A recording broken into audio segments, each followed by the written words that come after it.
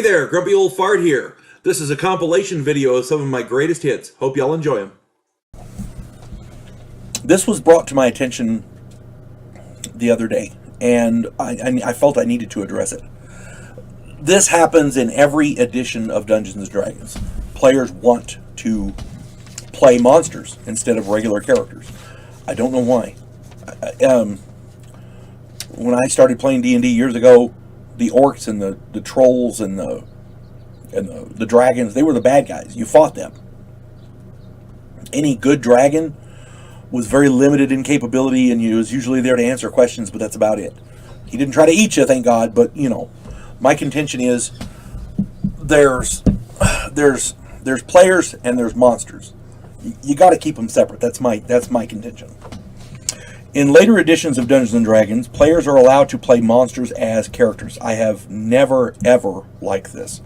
Most monsters have inordinate and unfair abilities such that if one player runs a monster-type character, all of the players have to run monster-type characters for play balance.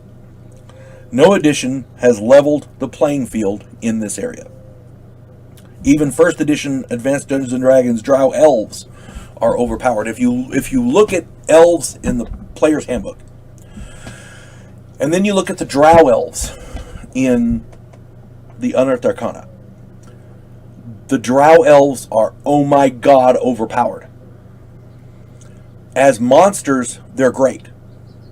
As player characters, once they became player characters, a race that a player character could run in the Unearthed Arcana, why in God's name would you run any other kind of elf? They get so many different innate abilities, and they do have some minuses. Let's not mince words. They're vulnerable to light and like that, but it's not anything you can't easily get around. If you're traveling with the Drow in your group, travel at night. Sleep during the day. It's safer. If you're on roads, it's safer. If your group all has infravision, traveling at night is not a problem. All your encounters will be at night. It negates that entire thing. My contention is what few minuses there are to Drow elves are easily fixable. They're easy to get around. Okay. About 20 years ago, I made the mistake of allowing a player to run a dragon in my Advanced Dungeons and Dragons game.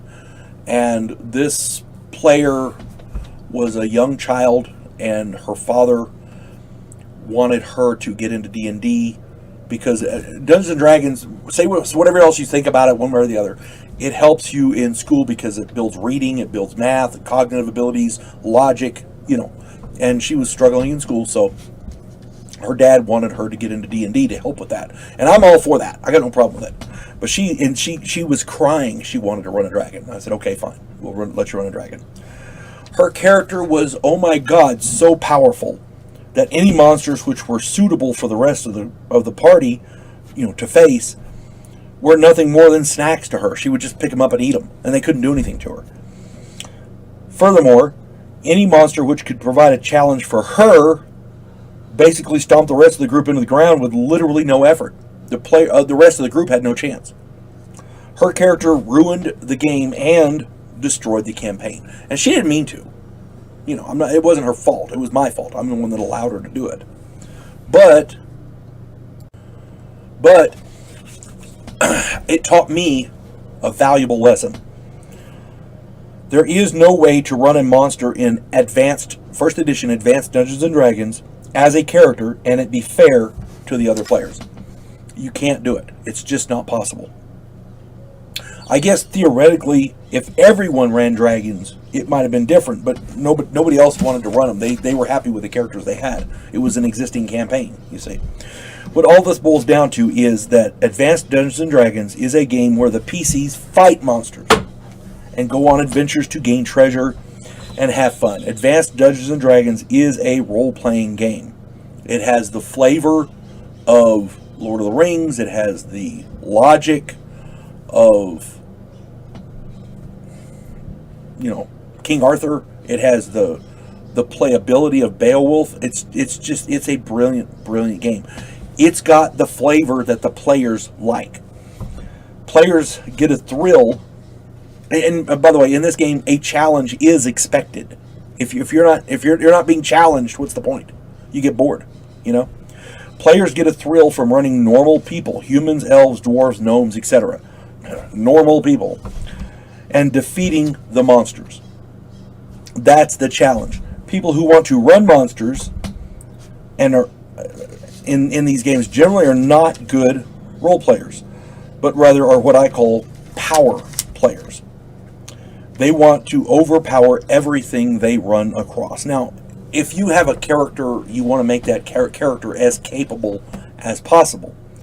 But if there's no challenge, there's no fun. That's the whole point. If you're running something that nothing in the game can challenge, you're going to get bored pretty damn quick. That's all I'm saying. If you're going to allow players to run characters out of the monster manuals and the Fiend Folio, I would seriously, first off, don't do it. That's my advice.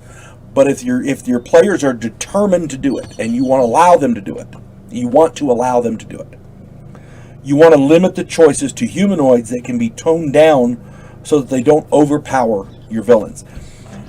Minotaurs are not bad. They're very, very strong, and they have a lot of neat little abilities, but they're dumb as a box of rocks. There's no Minotaur wizards, that kind of thing.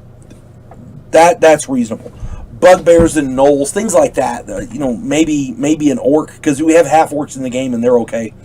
Orcs aren't bad, but you got to limit them. Don't let them run a dragon. Don't let them run an ank egg. Don't let them run,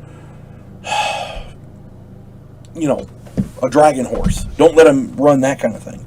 Under no circumstances would I allow a player character to be a lycanthrope with no intent to be cured. Now, sometimes players are infected with lycanthropy during the course of the game, and that's cool. But if I was infected in real life, if I was infected with lycanthropy, one, I'm looking for a cure, and if I'm not, there's something wrong with me up here. Two, I'm looking to limit my danger to the group. If I'm not, there's something wrong with me up here. If I can't do either of those, yeah, the suicide is a viable way out. That's that. As much as I'm against suicide, that would, because in that case, there's as a player character, you don't want to hurt the party. If you're okay with party members dying because you've been infected with a disease, there's something wrong with you. The other thing I would never ever allow them to be is undead. If they become a vampire, yeah, it's time to get rid of them. If they become a zombie, they're beyond saving. If they're, blah blah blah blah. There's things. There's certain things that you don't come back from. You don't want to let them be a giant, because giants are overpowered. You don't want them to be. You want them to be able to travel with a group. You want them to be able to. You want the whatever challenges the players, you want to be able to challenge them. You see what I'm saying? You want to keep them about the same power level, per se. Now, having nice, neat little abilities is great. Minotaur, for example, that headbutt. Minotaur barbarians are wonderful. But they can't be wizards. They're very limited. They have a short lifespan. You see what I'm saying? They have inherent weaknesses. Minotaur, I think, is okay. Gnolls, bugbears, orcs, It's when you get into the big monsters, that's the thing you don't want to allow them to do. And uncooperative players. Once in a while, a dungeon master will run across a player who, for whatever reason, simply will not play ball. What I mean is that the group decides to go to spot X, a mountain, a river, valley, etc., to seek adventure, and one player says, I don't want to do that. Or the mission is clearly defined and a player simply decides to go the other way. He makes a conscious decision not to play along. And this happens in virtually every role-playing game. It's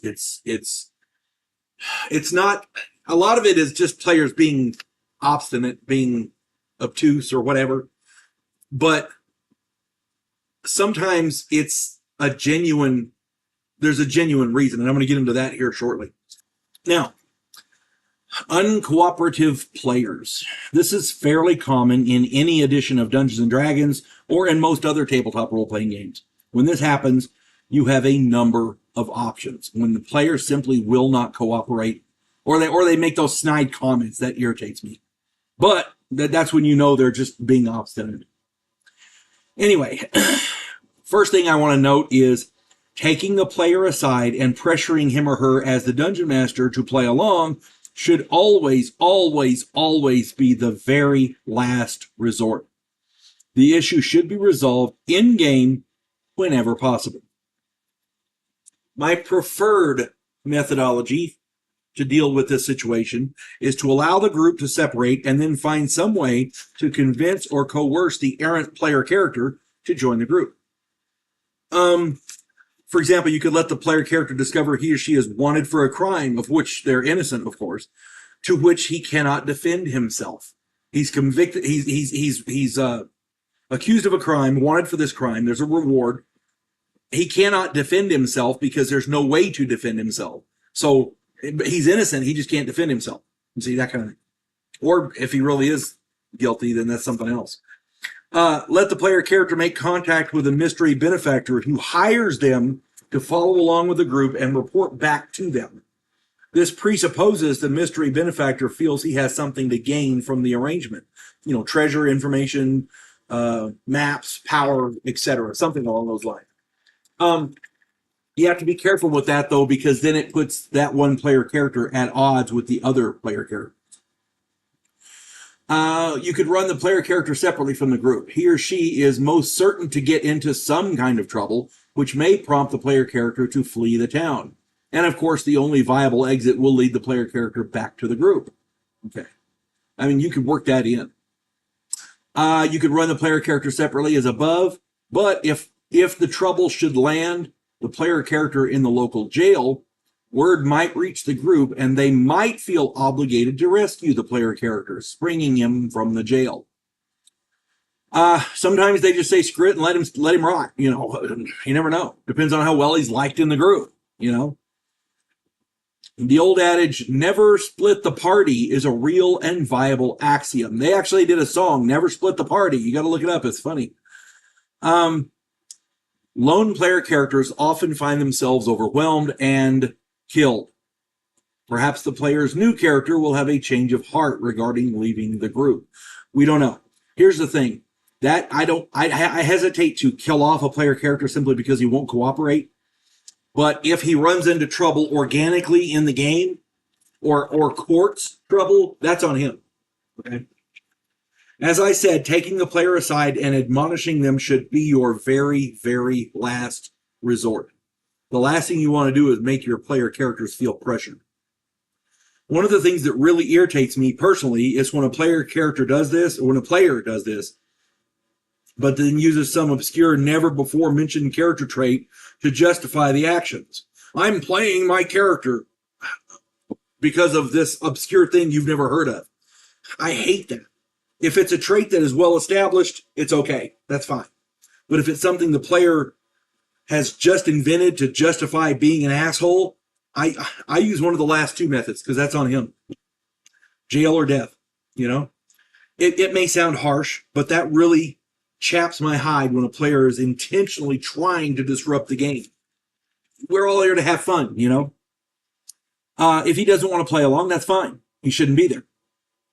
If he's playing along, then that's cool. Now, if there's a reason for him not to play along, I'm cool with that. Let me get into this here. And, you know, speaking of there's a reason, here we go. I had a player years ago. His name was Jay. He was a good player. He was running a player character who had a side thing going on. Okay. He stood to make a ton of money and gain a good bit of political power. Running off to explore an old mine with the rest of the group really wasn't in his best interest at that point in time. And I completely understood that. You know, this guy was role playing on the side when the rest of the group was, you know, buying armor and doing all this. He was side hustling and making good money. So I understood his situation. He, you know, that was something he needed to do. I had no desire to punish the player character or the player. He was playing it well. He was not being an asshole. What I did was simply accelerate his side deal somewhat. so that the money side of it came to fruition a lot sooner. Then I sent a frantic mother to him, begging him to help her. Her young son had disappeared in the area of the old mine. Seeking to help the woman, the character rushed to the mine. He joined the group in their exploration, and when that mission was done, he had the dubious honor of publicly returning the young boy to his mother. The political power he gained was augmented by the public good deed. Everybody loved this guy.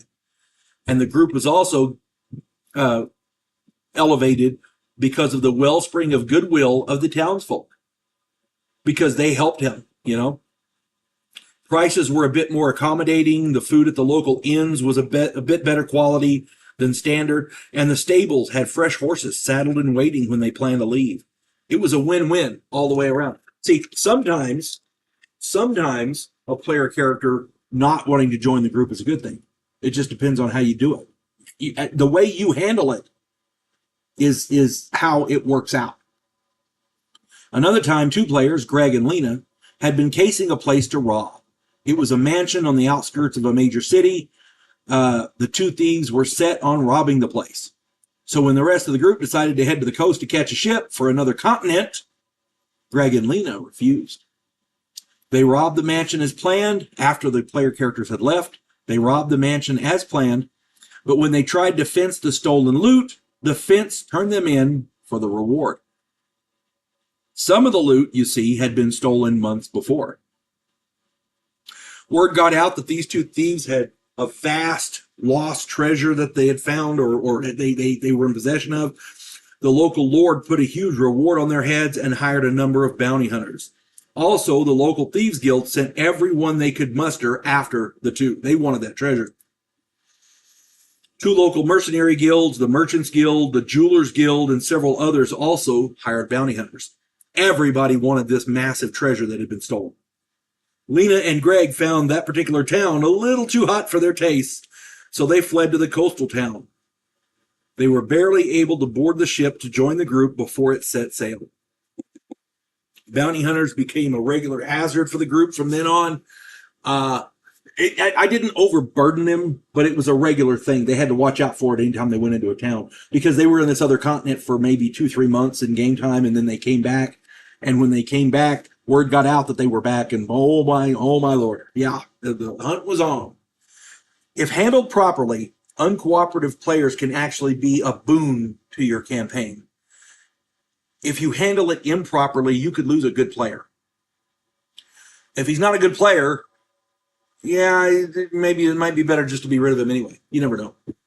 At any rate, how you handle it is very, very important. And I've given you a number of ideas here, and feel free to explore them, use, abuse, change, or ignore. Make up your own ways of handling it. But again, how you handle it is very, very important, because it could literally shape the future of your campaign. That one uncooperative player. And control freaks. This is a video for dungeon masters as well as for players. I've been playing tabletop role-playing games for 47 years, and I have run into both game masters and players who try to run everything, including the game and the other players, all at the same time. Some of my favorites, a dungeon master who insisted on rolling all the dice for every player as well as the monsters. I told him I roll my own dice. He replied, "Not in my game." I grabbed my stuff and said, "No problem, you guys have fun," and I left. I roll my own dice. Everybody is welcome to witness my die rolls, but I roll my own dice. A player who tried to explain to me how my monsters would attack and why they wouldn't attack his character. I was the dungeon master, and after several times telling him that I was the dungeon master and he was a player, I finally asked him not to return, because he was getting mad and trying to turn other players against me and against my game. It wasn't working, but he was creating a problem. So I asked him not to return. A dungeon master who tried to tell me and all the other players what my characters were going to do and why. He had no players after his first session. Yeah, nobody when the Dungeon Master's trying to tell everybody how to run their characters and what to do, yeah, it's time to go. A Dungeon Master who explained that 4 successive crits by 4 different characters did not hit because his storyline trumps the rules. And he had spent too long creating the bad guys to let them die that easily. Yeah, it's time to go. When 4 different player characters crit one right after the other and none of them hit, it's time to go. He couldn't give a reason why they didn't hit. He just didn't want his big bad guy to die so easy. You can't control that. A Dungeon Master can't even control that. Dungeon Master can't tell his players what to do. He's just the DM. Dungeon Master can't cheat like that. Dungeon Masters have to obey the rules too, you know. A Dungeon Master who got insanely angry when the player characters defeated his monsters. Oh, he got mad. I remember at one point, he threw his dice box at one of the players. Yeah, it was time to go. A Dungeon Master who told the players their abilities didn't work because he was afraid they were going to kill his bad guy. That's along the same lines as the other guy. A player who, quote-unquote, created a character that could literally do everything and had no weaknesses with an armor class of -35. And if you're for those of you who don't play the original Advanced Dungeons & Dragons, you play like 3.5 or 5th edition, the lower the armor class, the better. Getting an armor class below 0 is difficult. This guy's armor class starting out at first level was -35. Yeah, he didn't run that character in my game. That wasn't going to happen. He couldn't justify any of it. He happened to generate that character. He created that character, and it was all legal. No, it wasn't. A player who had a 6th level fighter that he wanted to join into my game with 650 hit points. Again, not in my game. And much of this is flat out cheating. So, you know, a player who tried to explain to me how my monsters couldn't affect his character and how his character could do almost everything. You get that sometimes, and most of the time it's easy to fix. This guy wasn't letting it be fixed, and so this guy left. He didn't play in my game anymore. A player who joined my game and tried to bring in a character with a sword that shot, no shit, supernovas. Yeah. No, that didn't happen. Now, here's the sad part. This guy had played with another Dungeon Master, and he'd actually gotten that sword in that Dungeon Master's game.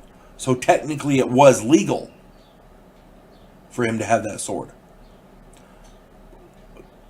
Given the blast radius of a supernova, I seriously doubt he ever used it, and if he did, I'd like to know why it didn't kill everybody around him. See, that's the problem when you get into the fantastical stuff like that. It's a fantasy game, but when you get into the fantastical stuff like that, the laws of physics get thrown by the wayside. And on top of that, it really unbalances the game. So I said the character's okay, but that sword you can't use. It would destroy my entire game, including the world. Anyway, now I try not to tell other Dungeon Masters how to run their game. I give advice on this channel to try to help out the less experienced gamers, but I make it clear that everyone is free to ignore my advice. But when a Dungeon Master is a control freak, it spoils the enjoyment for the players. Likewise, when a Dungeon Master plays favorites, that's always a bad one. I was joining a game where the Dungeon Master's wife was a player. Her player character was 3 levels higher than everyone else because he heaped experience on her, and she had tons of magic items and abilities that nobody else had. I lasted 1 game session. It's one thing if a player does more and is more involved and like that's one thing, but I can see a little extra experience. But when you're low level and she's 3 levels higher because she happens to be the Dungeon Master's wife, yeah, it's time to go. And those magic items, most of them she couldn't even use. She just had them because the Dungeon Master gave them to her. When a player is a control freak, it spoils the entire game. That player is constantly at odds with everyone, players and the Dungeon Master, and the Dungeon Master has to continuously deal with that mess instead of running the game. It becomes a shit show. I had a player who insisted that his player character could take on an entire army single-handedly. He wasn't self-sacrificing for a noble cause. He really thought his third-level thief could beat 8,000 fighters. When the 16th attack finally killed him, I had lots of misses. He was angry with me. He felt my bad guys were overpowered. I gave him every opportunity to avoid the fight and escape with the group. He insisted on staying because he honestly felt he could win.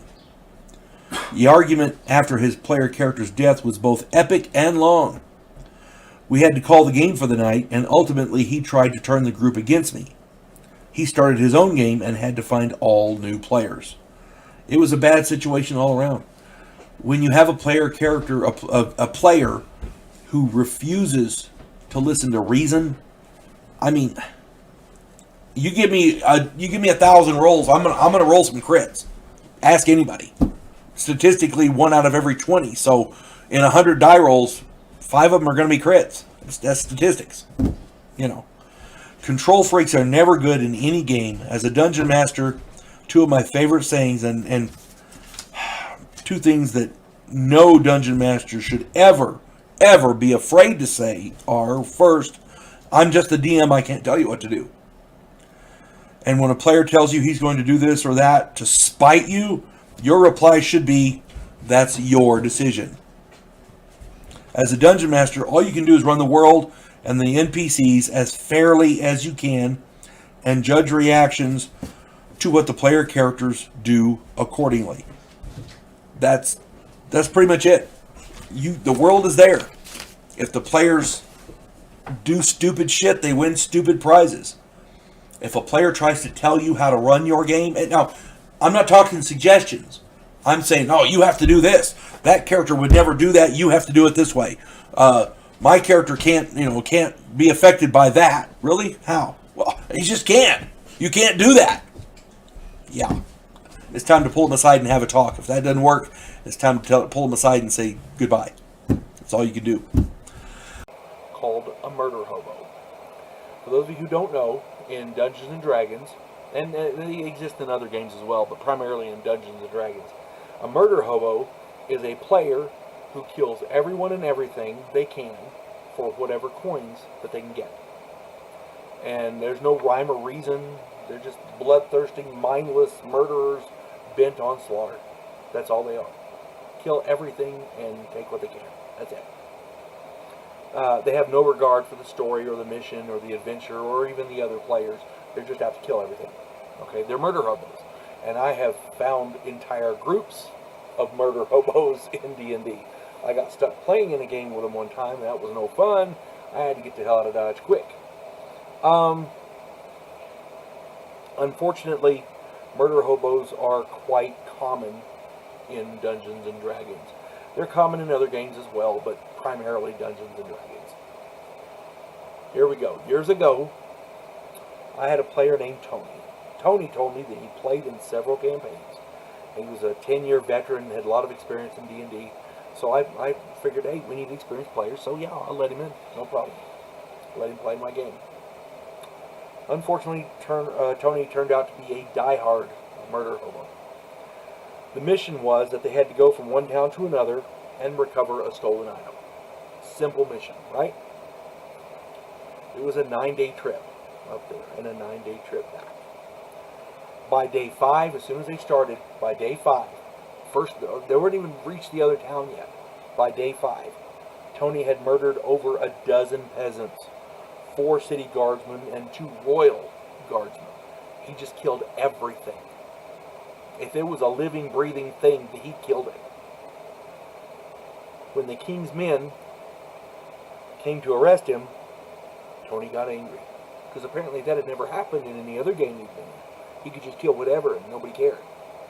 Well, in my game, there's these things called laws. And when you don't obey the laws, the guardsmen come and thump you.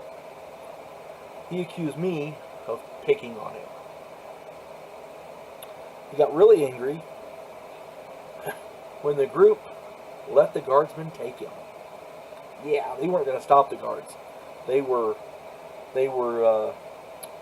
quite happy to see Tony go. They insisted he make up a different character and play different.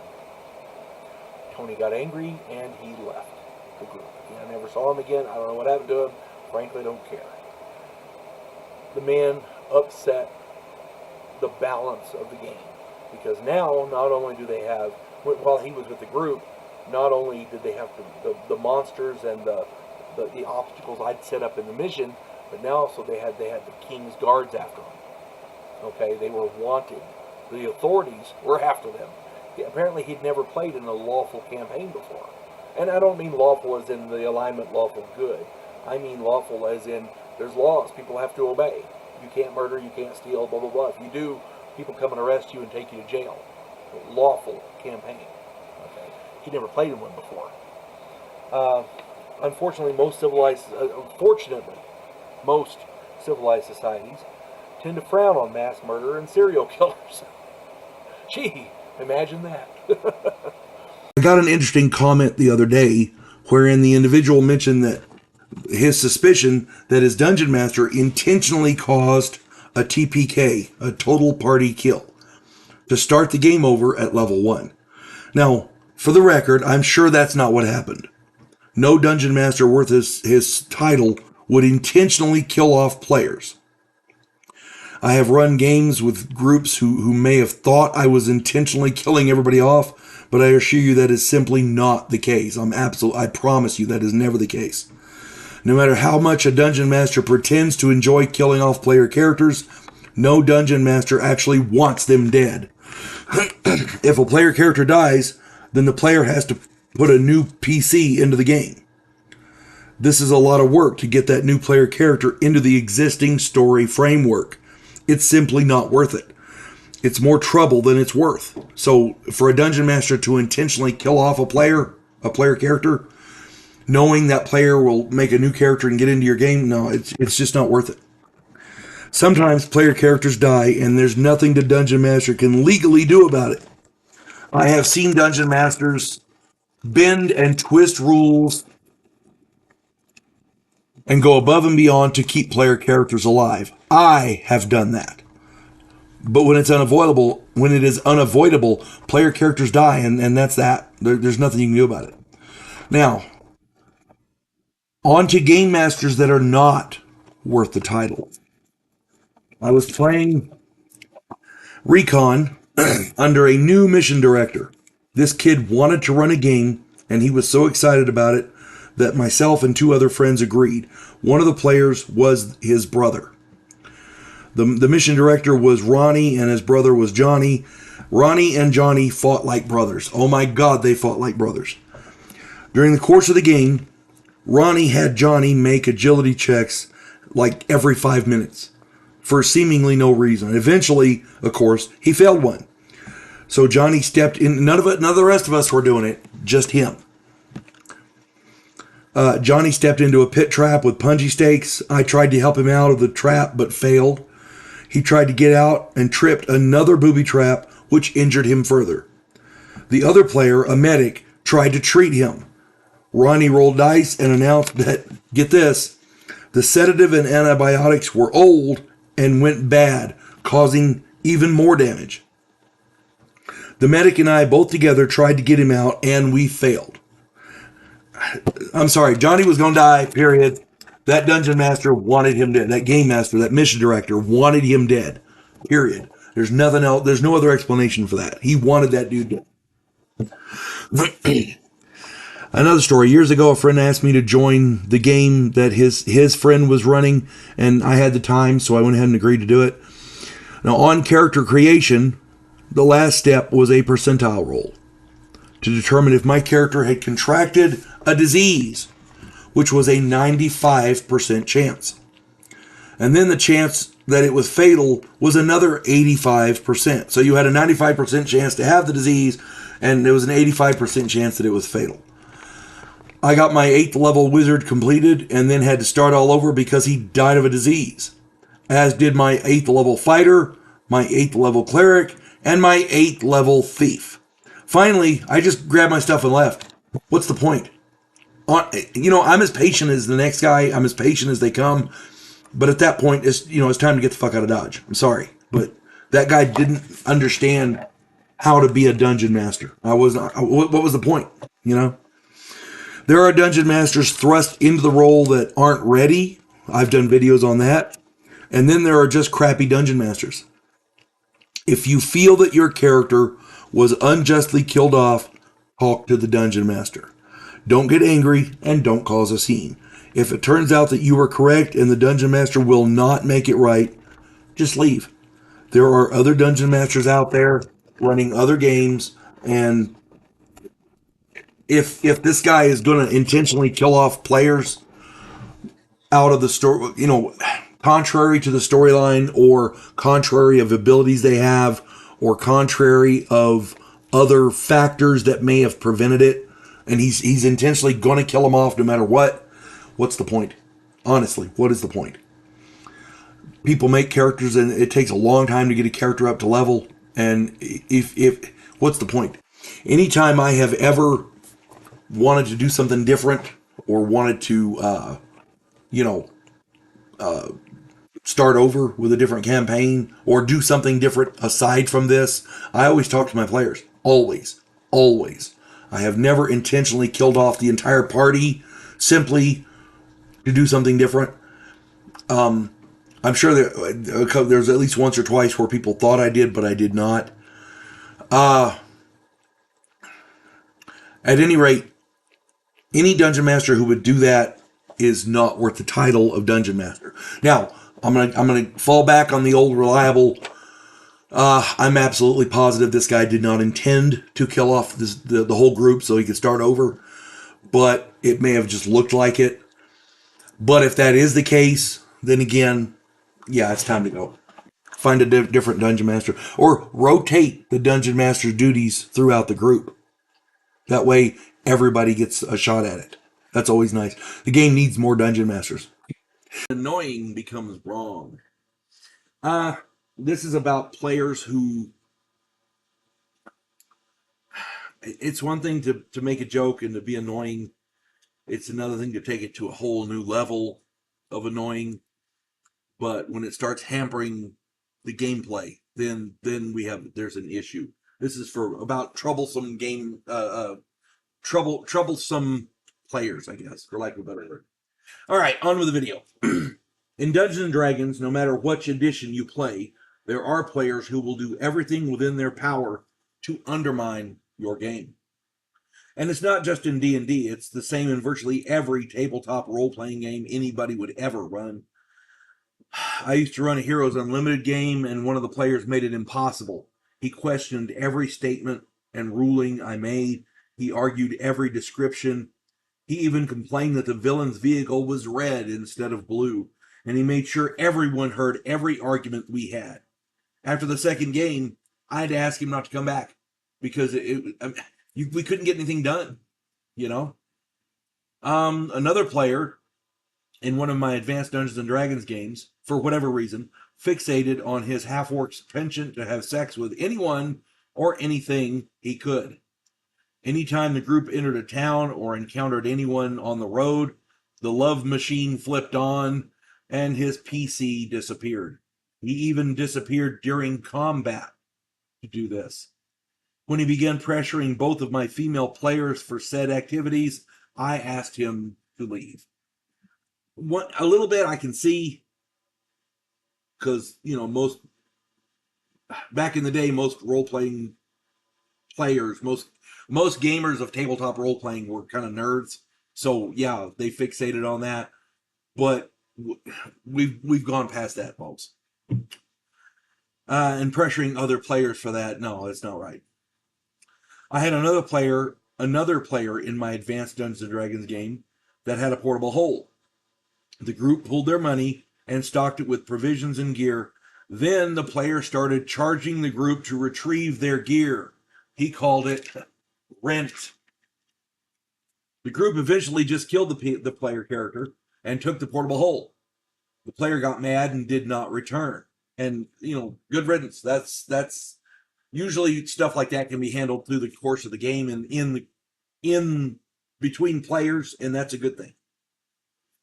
Still another player in my Advanced Dungeons and Dragons game insisted on stealing from everyone.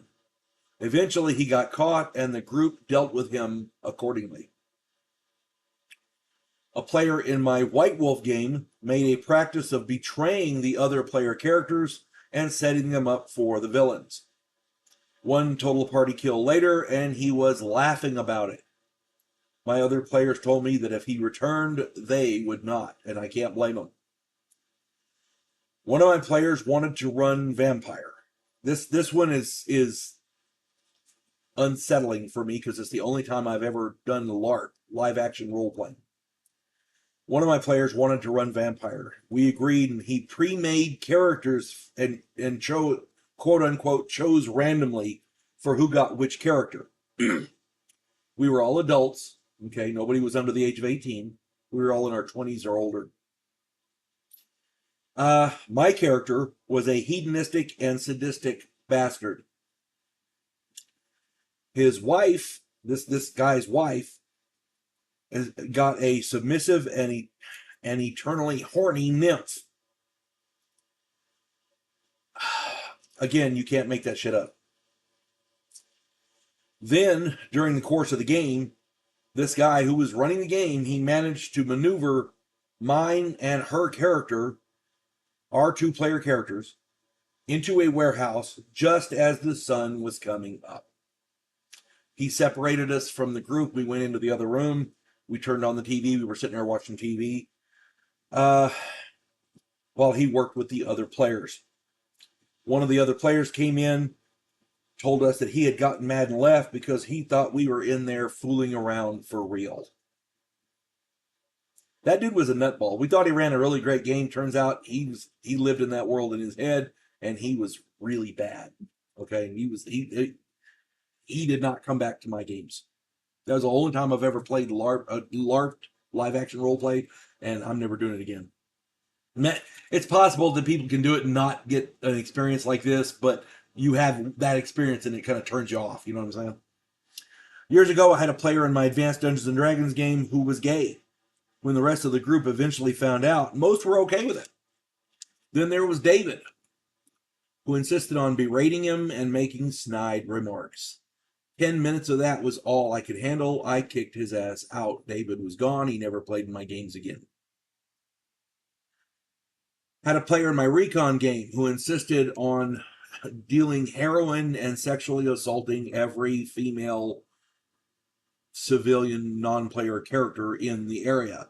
The other players made it clear that that type of behavior was unacceptable.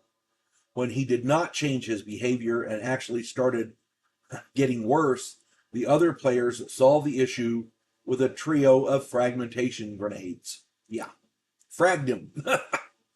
And rightly so.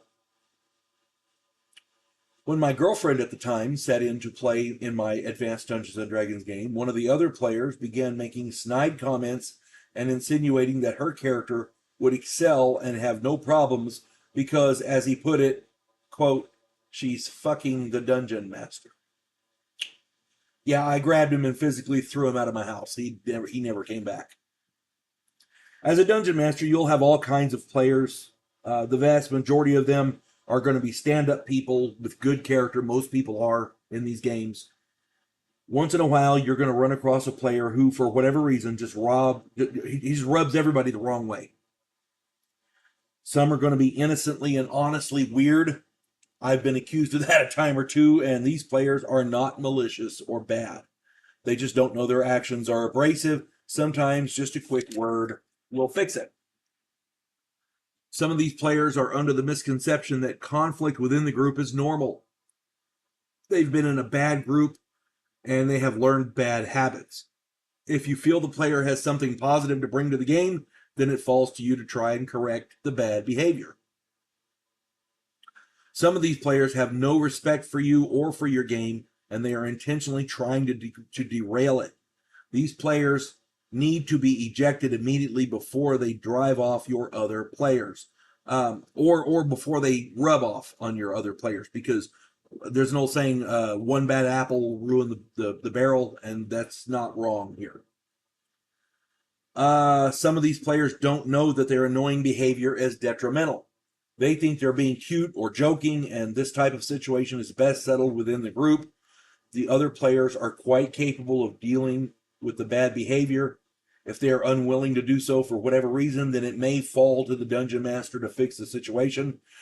But be very, very careful not to discourage the player or drive them from your game. They are good people who just have no social grace. It is correctable. It's actually fairly common in our world. People nowadays, they spend a lot of time behind their keyboard, so they don't know much about social graces. Finally, some players just want your world to burn, and they want you to burn with it. These are bad people who delight in causing problems and taking shots at you. They need to be expelled immediately with all haste. And spare the kid gloves. They don't deserve them. People show up to play a game to have fun. If a player shows up to ruin everybody's fun just for spite, yeah, they don't deserve the kid gloves. Yeah. It falls to the dungeon master to determine which type of player that these are. If you have a troublemaker in your group, you got to figure out which one it is. If it's correctable and it's not a big deal, you know, and a little joking around is fine. I got that, no problem. We're here to have fun, right? But there are players who are just bad, and you got to get rid of them. There are players who, for whatever reason, they think that the entire game is about them, and they take over the game, and that's not good either. So, many players and dungeon masters alike are under many misconceptions about the basic rules of the game. For example, many gamers think that -10, -10 is the best armor class possible, and that just isn't so. On page 73 of the Advanced Dungeons & Dragons Dungeon Master's Guide, the very last block of text in the lower right-hand corner tells us how to calculate armor classes better than -10. -10 is just as far down as the charts go. It is theoretically possible to have an armor class of -15 or even lower. Theoretically. It ain't easy, but you can do it. Another thing is the armor and weapons permitted charts. Just because a particular class cannot gain proficiency in a specific weapon doesn't mean that that character cannot pick one up and use it in a pinch. Check out my video, The Barbarian Wizard. I'm not going to get into the rules I use or house rules I've heard of. Just a good, thorough reading of the rules in the Advanced Dungeons & Dragons books will show you all manner of loopholes and exceptions. Many gamers simply don't read all of the particular section. They assume the rest, or they simply look at the charts and assume that's all there is to it. I guess the moral of this video is that gamers who assume make an ass of themselves. Or, more accurately, they fail to maximize their understanding of the game. The only real advice to give anyone who wants to become an expert on the game is to read. Read every book cover to cover, and then do it again. And then again. And don't ever stop. Okay. To these older gamers who've been around the block a few times, like me, it really doesn't hurt to read through the books again. I found that when I go back and read the books, I rediscover things I'd long forgotten. Or sometimes I find things I've been doing wrong. One of the annoying things is when you find things you've been doing wrong because you got in the habit of doing things the way another dungeon master does them. That happens a lot. And everybody's guilty of this. Everybody is guilty of this. I was running in a guy's game one time, and he had, I forget what it was exactly, but he had a rule that he was using, and I liked it, so I started using it in my campaign. And I found out that years later, I found out that it was a homemade rule for a specific campaign. It wasn't actually in the books. And I felt kind of stupid because I was telling people, yeah, that's right there. This is how you do it, you know. And everybody makes these mistakes. You run under a bunch of different dungeon masters with a bunch of different players. You're going to get a myriad variety of different takes on rules. The best cure for this is simply go and read the books. Vetting your new players. Whenever you okay, let me start from the beginning. I've been playing Advanced Dungeons and Dragons since the 70s. I started running it in 79. I still run it today with my family. I do these videos as advice to the newer dungeon masters. The game needs players, the game needs dungeon masters. And I don't care what version of D&D you play, this advice is good for any of them, for any version of D&D. Whenever you allow a new player into your game and they bring their own character, you need to really vet those characters and the players. Really, really look into them. Here's why. Years ago, I was playing in my friend Donald's AD&D game. Donald was an excellent dungeon master. He was very imaginative. It was a fun game. I mean, Donald was really, really good. We'd been playing for a few months, and we'd gotten up to about 5th or 6th level, I think it was, 6th level. We'd been playing, and one of our players had to drop out. His family was moving out of state, and he was forced to quit. Things like that happen. It's not his fault. He was an excellent player, and we were going to miss him because he was a really good player. He was running one of our fighters in the group, so fighters are a lot easier to replace than others, but again, you have to vet the new players. This guy leaving necessitated that we find a replacement. Enter Barry. Barry was a friend of one of the other players. He said he had tons of experience and had a character suitable and level for the game. Donald welcomed him to the game and jotted down a few notes about his character. That was Donald's mistake. Donald should have read through the character in depth and really, really vetted this guy. And I can't say that enough. You have to vet new players as well as their characters. Let me explain. Barry's character was a 6th level fighter. He had a number of magic items and an armor class that was ridiculously low. This guy outfought every bad guy that we faced. Most of our characters, if Barry went first in the initiative, usually we didn't get a chance to do anything. Barry's character was that badass. This guy had magic items that actually made him a better spellcaster than our wizard and cleric combined. He had fireballs, lightning bolts, healing spells, cure spells, remove poison, remove curse, that kind of thing. Magic missiles, identify, teleportation, invisibility, fly, levitation, you name it, this guy had an item that could do it. The rest of the group started feeling a little useless. Furthermore, Barry was gung-ho. Barry rushed everything. We were rushed to do this, rushed to do that. He rushed the plot, forcing a confrontation with the major villain of Donald's campaign. The villain, when Barry faced him, the villain had no chance. This guy was like a 12th or a 13th level character at the time. As I understand it, Donald had created not quite a lich, but pretty powerful, almost up there. On top of that, he had all the abilities of a 12th level wizard. He could fight like a fighter, about 12th level. I mean, the guy was badass compared to our 6th level. The major villain in Donald's game had no chance against Barry. Barry's character just mopped the floor with him. This guy couldn't come close to even touching Barry's character's armor class. The rest of the group was literally useless. We stood around watching. Out of spur of the moment, I didn't really think about it, but because this guy couldn't touch Barry, and he was twice our level at least, I asked, well, Barry, what kind of armor do you have? His reply was, Platinum Dragon Scale armor. Immediately red flags went up. Donald looked at him funny. the rest of the group was looking at each other like, what the hell is this guy talking about? I asked, how in the hell did you get that?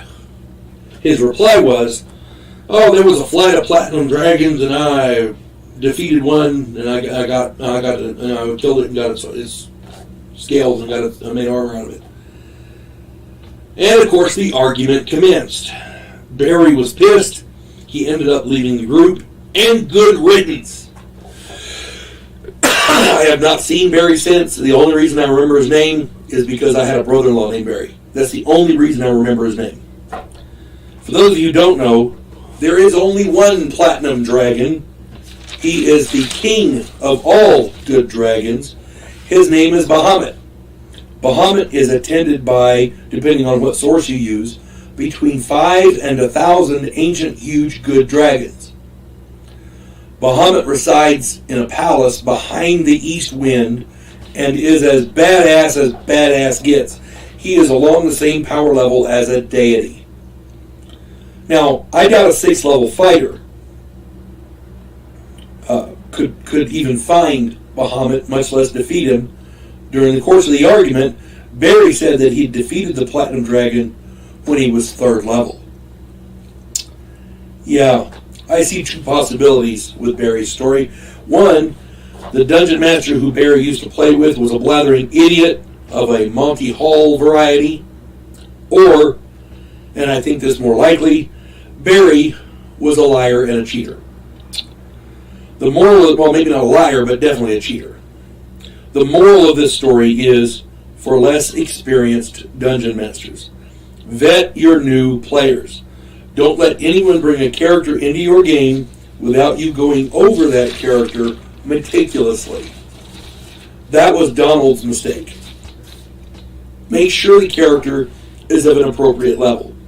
Make sure the character has reasonable gear. Make sure the character has reasonable magic items. Make sure the character will not unbalance your game. Make sure the character's backstory fits into your world. That's one of the things people overlook a lot. What about your backstory? How did you get this? Where did you come from? That kind of thing. Because if it doesn't fit into the world, the character is not going to fit into the plot. You see what I'm saying? The very last thing you as a dungeon master want to do is to welcome a player character into your established game and your world who will destroy everything you have prepared. You don't want to welcome him in if he's going to destroy everything. Your plot, your villains, your villains, your world, your storyline, the character arcs, all of these will suffer if you do. Now, again, be sure to vet your new player characters.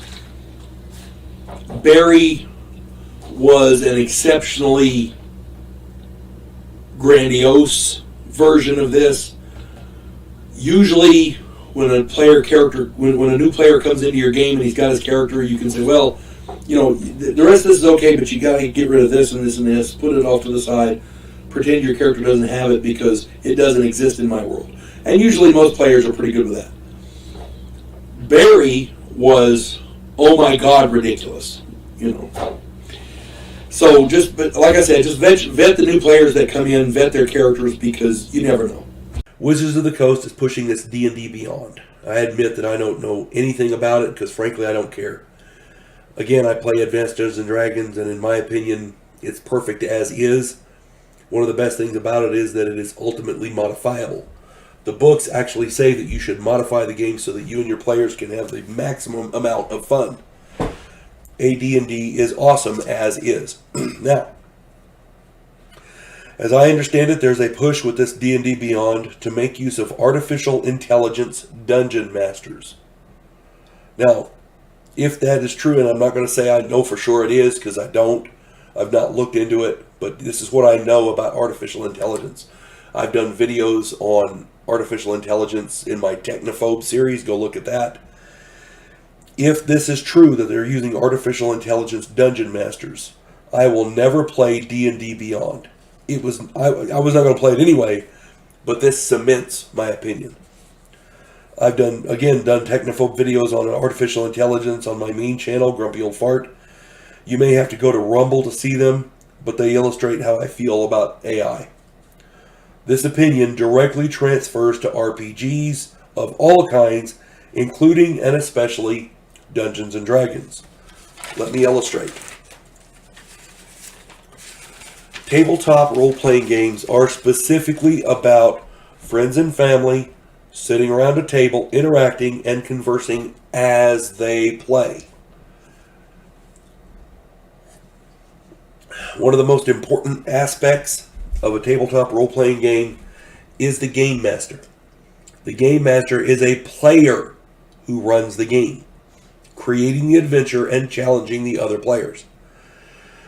Tabletop role-playing games are social interactions. I do not care to interact socially with a machine. Machines are tools. They are not intellectual, social, or creative equals. Artificial intelligence is managed data, just like any other computer. That's it. Nothing more. They are tools. They are not our equals. I will not submit to a dungeon master who is a computer. It's just not going to happen. Now, if you want to use an artificial intelligence to help create maps or to generate minor non-player characters to save time or whatever, that's cool. But to allow an artificial intelligence to run a game with human players is not. That is not cool. To me, it almost feels dirty. As long as I've been playing this, it kind of feels kind of sacrilegious. But that's just me. When a dungeon master runs a game, it's a serious thing. His players trust him, and he is responsible for them and their fun. The dungeon master has to be flexible and empathetic for the players. The dungeon master needs to give a shit whether or not the players have fun. That is, after all, the point of the game. To the best of my knowledge, computers do not have a sense of humor, nor do they recognize fun. That being said, how can they know if the players are enjoying the game? Furthermore, do they care? You see what I'm saying? I've been playing Advanced Dungeons & Dragons since the 70s. I've been running it since 1979. I was in the United States Air Force during the Cold War, where computers were just coming into mainstream. I do not trust them. My wife is our tech person. If not for her, you wouldn't see these videos because I don't do computers. I can make the videos, but there's something in my mind that prevents me from learning how to do it. I've tried. I can go on Facebook and I can make these videos, but that's pretty much my extent. I put tape over the cameras on my computer, and I keep my cell phone in my pocket so they can't spy on me. Yes, I am a paranoid bastard. Do what you want, but for my part, I will never play in a game with an artificial intelligence as the game master. Period. Tabletop role-playing games are too important and too human to be left to machines. That's my take. I've seen a trend lately that, in my opinion, is kind of disturbing. Dungeon masters are taking money from players to run games. Players are literally paying money to play in D&D games. And in some cases, it's a substantial amount of money. Maybe it's because I'm an old fart, I don't know, but to me, this seems wrong. I'm not talking about everyone chipping in for snacks. I'm not talking about a YouTube channel where you post videos of your games for entertainment and people, donate money. That's not what I'm talking about. I'm talking about a dungeon master charging X amount per player to sit in and play in their game. This is just wrong. Even if you're the best dungeon master in the world, it's just wrong. I started running Dungeons & Dragons back in 1979, 1980, and I've never once taken money from a player to sit in and play in my game. Ever. I doubt I could. I mean, I've had players offer to pay me, and it's been suggested many times that I charge players to play in the game, because, people thought I could make some money doing it. I always turned it down. I always did. Always. Once I start taking money to run games, it's no longer a game. It's a business. And the players are no longer players. They are clients. Let me see if I can put this in perspective. If a client is not happy with the good or service rendered, they can use legal means to secure a refund. If a dungeon master doesn't run the game to their expectations, they have the right to litigate at that point. I know it sounds stupid, but there are people out there who are that petty. Player D, who is a crappy player and is never prepared for the game and is a troublemaker and always late and blah, blah, blah, blah. He's not his character isn't a god by level 3 and is in fact stuck at level 3 while the rest of the players are level 8 because he really is a crappy player, is dissatisfied and wants his money back. He's been playing for a year, once a week, at $10 per game session, so he demands his $520 back. You see what I'm saying? Because everything about this game could be considered subjective, he has a legal case. It would be easier just to refund his money. See what I mean? When money enters the equation, it gums up the works. It will end friendships and it will change. It changes the dynamic of everything. The dungeon master is no longer a player, he's an employee. Employees have to perform. Player D could even claim favoritism. The list goes on and on. Never mind the fact that you now work for the players, but your hobby, the thing that you love and enjoy as an escape from reality, is now your job. And it's not the old adage, do what you love and you never work a day in your life, because these players are expecting your best each and every game session.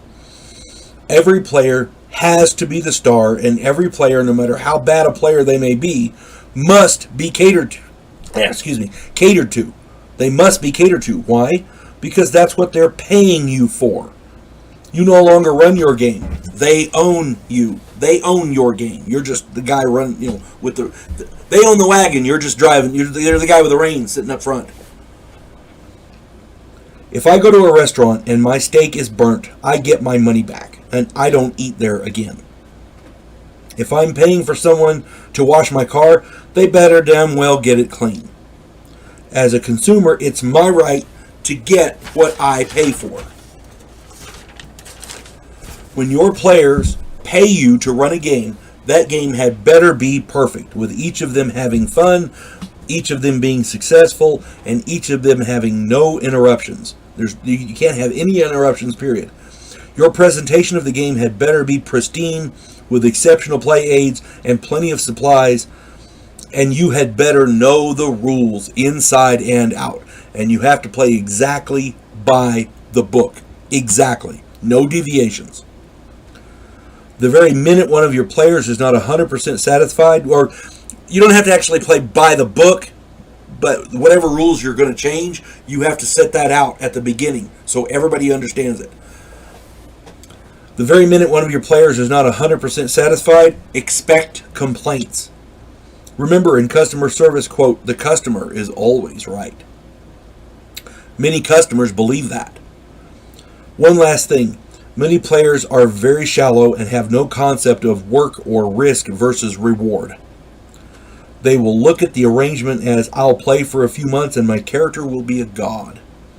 And since that's what they're paying for, you have two options. Give them what they want or decline their application to play and refuse their money. Be very careful about this, because these self-absorbed, ignorant assholes do exist.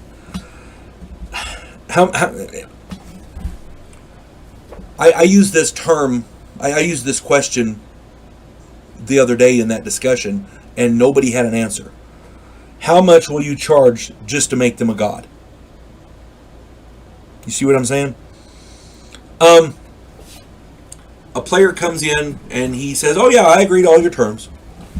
And by level 3, I don't understand why my character's not powerful yet. Because you're level 3? Well, that's not right, because they're level 4, that guy's level 7. Well, he does more, he plays better, he earns more experience. Well, you can't do that. The game says, boom, according to the game, you pay for the monsters killed. You never swing at anything, you hide. Well, that's not fair. My character's not a combat person. Then why are you arguing about combat? And it goes on and on and on and on and on. Essentially, this guy wants his character to be a god, and in order to do that, he needs a recognized game master to legally do it. How much will you charge to make his character a god? That's what it boils down to. I don't play that. I'll stick with having fun with good people. Thank you very much. And again, feel free to disagree with me. Put it in the comments. I'm sure people would like to read it. In the first place, my hobby I share willingly and I don't know, happily with everyone. Anybody I have turned away one person in over 40 years of gaming. That one person stole from me. It had nothing to do with the game. I just didn't want him in my house. That being said, if the game had been held at his house, I would not have kicked him out for it. But because of the situation at the time, we gamed at my house. We didn't have a choice. So, and playing at his house would have been ridiculous because of his situation. So I had no choice but to kick him out of the game. That being said, I would never in my entire life imagine charging money to run a Dungeons and Dragons game. I've had people chip in money for snacks, and I've had people do that, but if we play it in my house, I've got my own snacks. The point being, if you're going to take money as a dungeon master to run a game, you need to be very, very careful how you do it. And you need to be very picky about who you allow in your game. Because there are those self-absorbed, shallow assholes who are going to use every opportunity. They're going to take every opportunity to twist everything. And since they're paying, they have a right to get what they pay for. That's consumerism. For those of you who don't know, in any game system, just like in the real world, a person can only carry so much stuff.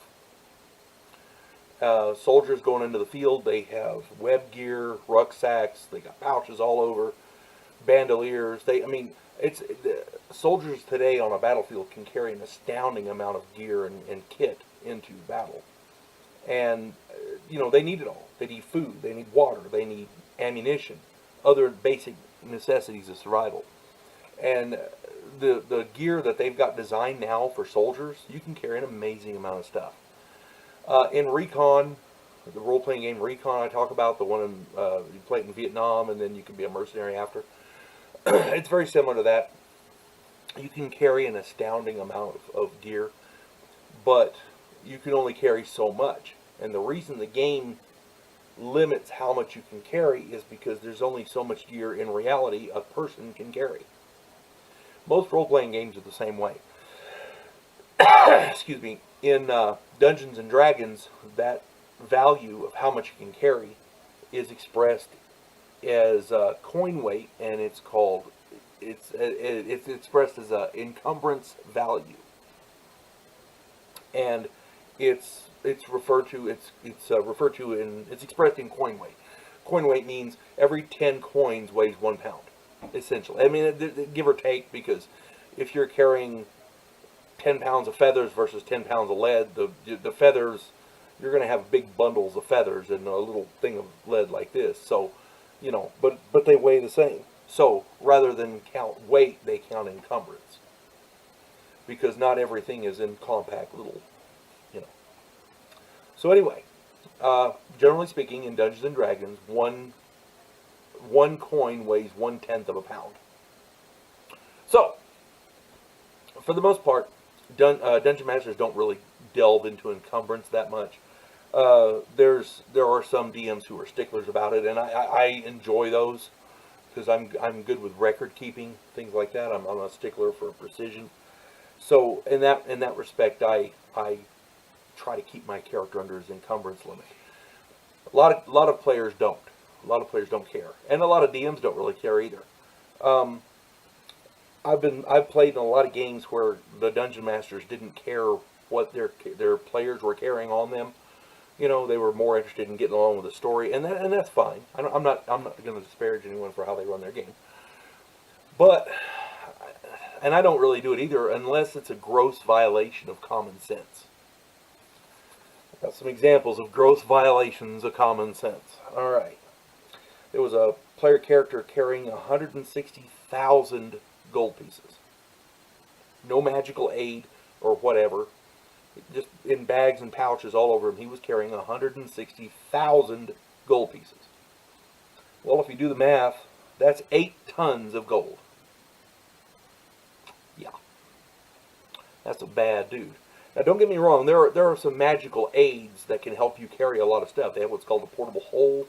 It's a magical item. It's like a piece of cloth. You unfold it, lay it on the ground, and it becomes a hole in there. You put all your stuff in there, fold it up, put it in your pocket, and then later on, when you want to get it, you take it out, unfold it, and throw it on the ground. You got the hole again. All your stuff's in there. See, that's cool. That's useful. It's called a portable hole. Other people have what are called bags of holding. It's a bag, normal bag. It looks like a normal bag, but it holds the inside's bigger and it holds an astounding amount of stuff. As long as you don't put nothing sharp in there, you're good to go. One of the big things in Dungeons and Dragons is you cannot put a portable hole inside a bag of holding, or a bag of holding inside a portable hole. Creates a big rift. Blah blah blah blah. I'm not going to get into that, but my point is there are items that allow you that will help a character to carry an astounding amount of stuff, but this particular individual didn't have any of that. He just was carrying 160,000 gold pieces on his person. 8 tons of gold. See, stuff like that you can't, as a dungeon master, any kind of a game master, you can't allow a character to do that. You may as well have a soldier going onto a battlefield carrying a Sherman tank on his back. It's just not happening, Another player character. Now, let me explain this. In Dungeons and Dragons, they have what is called armor class, and armor class is a rating based on the kind of armor you're wearing and your dexterity bonuses and things like that. And the idea is everything you're wearing and all your dexterity bonuses lower your armor class, and the lower the better. Generally, if you're wearing plate mail armor when you have a shield, your armor class is around 2 or 3, something along those lines. And a first level character is going to be hard pressed to get his armor class down to 0 or lower, and you can't go below 0. I'm not saying you can't. A lot of people have, but this particular guy had an armor class of -39, and I had to do some calculations to figure out if I could hit him or not, and I was thinking something's wrong with that. So, we sat down and we looked at his character. This guy was wearing 10 suits of plate mail armor. 10 suits of armor. And they were all magical, so he was adding the bonuses up to get -39. I said, you can't do that. He goes, well, why not? Because you can only wear 1 suit of armor. Show me the rule that says that. Well, there's not a rule that says your character has to breathe either, but, we assume you do. 10 suits of plate mail armor. 1, it's not possible. 2, he couldn't move. You may not be able to hit him, but you can just drop him in the water and let him drown or something, because he ain't getting out of there. Yeah, there are players who want to get away with that kind of thing. Another character, this is not so much encumbrance, but basic laws of physics. Had another character, the dungeon master allowed him to run a pixie, and whatever he wants to do is fine with me. I don't care. But he was using a lucerne hammer, and he was throwing this lucerne hammer, and it was returning when thrown. For those of you not up on medieval parlance, a lucerne hammer is a polearm. It's 8, depending on who you talk to, between 8 and 12 foot high. It's got a big heavy head on the end. The idea is with that extra weight, that extra length of the handle, you can get some good leverage and really smack somebody.